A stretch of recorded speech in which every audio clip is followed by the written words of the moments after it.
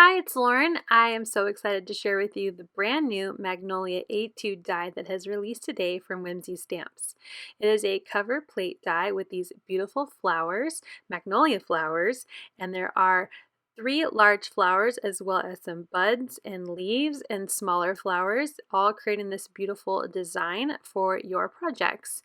I have cut it here out of some craft paper and you can see the details in all of those flowers. It's such a beautiful and elegant die cut.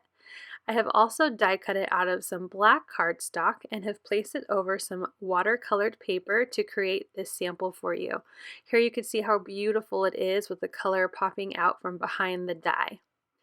I hope you enjoyed this sample and that you check out the die as well as all of the new products that I've released today.